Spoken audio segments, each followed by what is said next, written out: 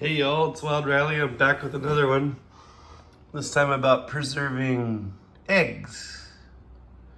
Our chickens lay about 4 or 5 eggs a day, and we use it a lot for like breakfast, and we do hard-boiled eggs, deviled eggs, all kinds of stuff. But the extra eggs, after they've been sitting on the countertop, unwashed eggs, you can leave them on the on the counter at room temperature, on top of the fridge, whatever, for a long time.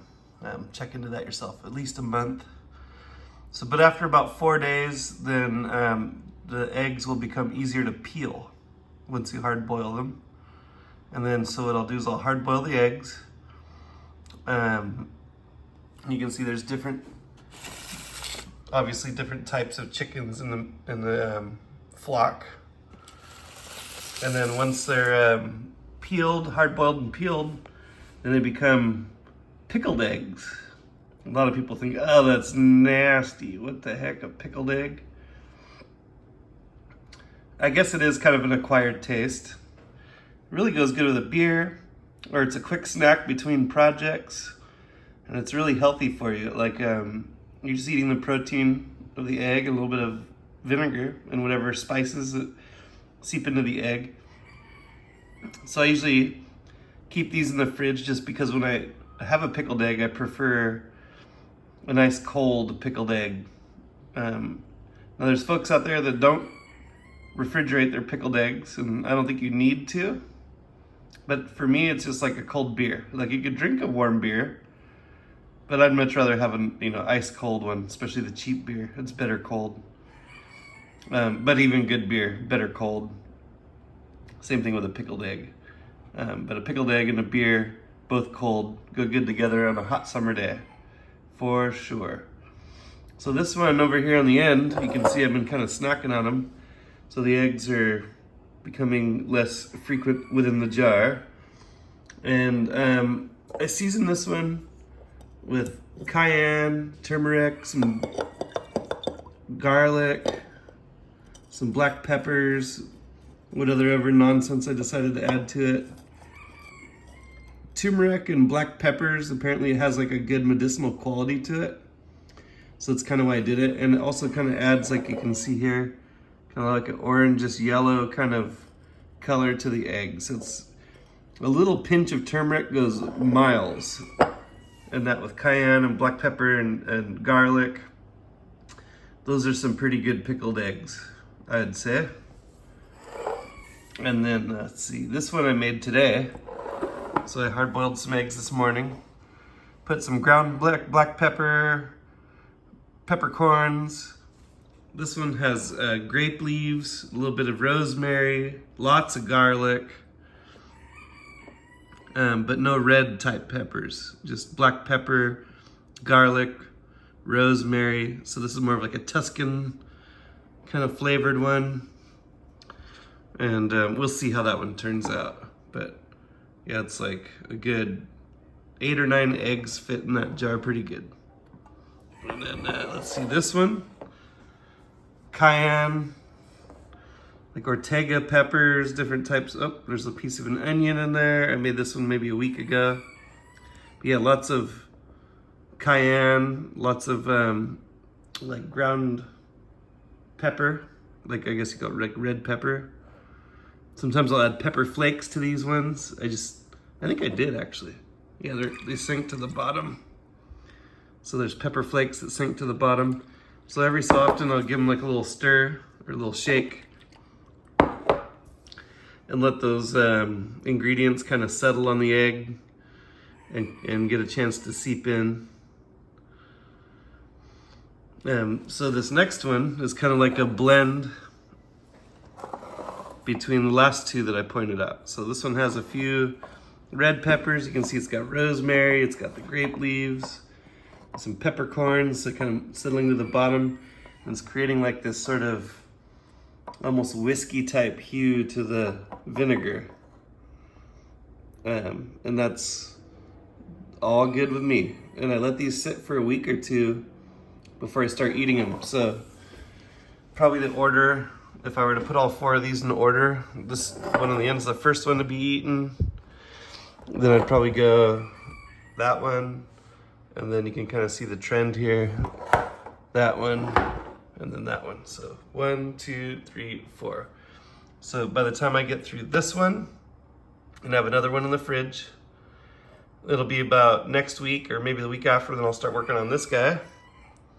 And then by that time, these ones will have time to have kind of cured in their jar. And it just allows the flavor from all your herbs and spices and everything to kind of slowly seep into the egg and give it that extra flavor. And then it has that kind of vinegar. I'm just using cooking vinegar, 5% vinegar to preserve these eggs.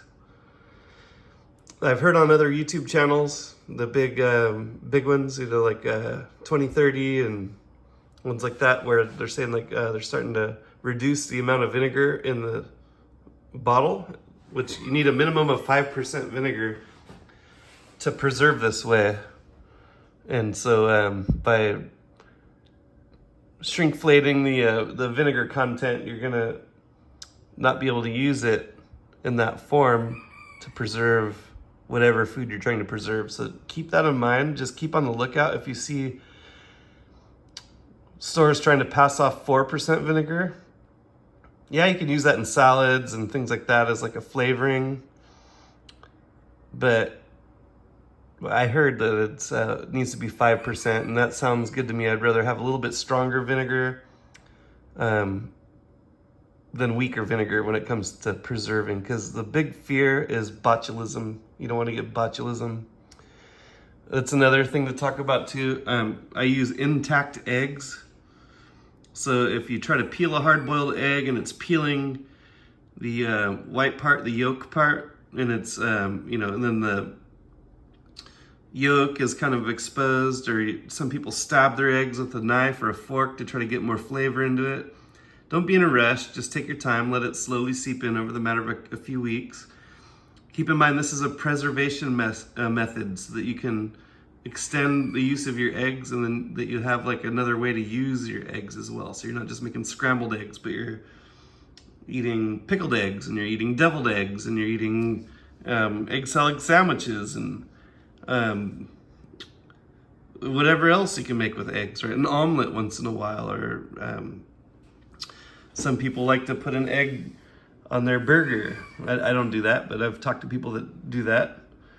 So this is just another way to use your eggs and get that good protein. I read that it was per weight, pound for pound, a chicken egg has 3 times the amount of protein by weight than like beef, like red meat, or maybe even meat in general. So you can fact check me on that. But either way, an egg has a lot of good protein for you. And also vinegar and garlic and these things, they're also good for you. So it's a wholesome way to preserve your eggs. It gives you an extra way to use them. And in the hospitality industry, I've seen them use pickled eggs and other types of like pickled onions and things like that are either lacto fermented, like one of the previous videos, or they're preserved in vinegar, and they kind of slice them up and throw them on a salad to give it extra texture and flavor and stuff like that. So definitely a good thing to do. So raise you some egg producing fowl, whatever they are, whether you want to do guinea fowl or emus or geese or chickens. We even have some bantam chickens in our group. Actually, one chicken. She lays a relatively small egg. This one I think is from a Polish hen, so it's a little bit smaller than this egg. And actually some of those are within one of these jars here, some little tiny Polish eggs. But either way, like raise yourself up some poultry if you can, or you can even go down to the store and buy a flat of eggs and just do yourself a batch of pickled eggs, and then have them with different flavors. And if you space out, your production of the pickled eggs, then you kind of have like a revolving door. Or if you're just cooking for you and your honey, and you have So you and your honey want to probably, the average person eats about 2.5 eggs per breakfast. So that would be 5 eggs out of the dozen. And then maybe you're not going to have that Sunday brunch until next weekend, so you can preserve the rest of your eggs and do a jar of pickled eggs, something like that. So some literal food for thought. This is what I've been doing. And I have these as a snack. I have them for lunch. And my food budget has gone way down because between like fermented veggies, like here in the fridge, I'll get something out of the fridge if I can find it. Let's see. Yeah, back in here.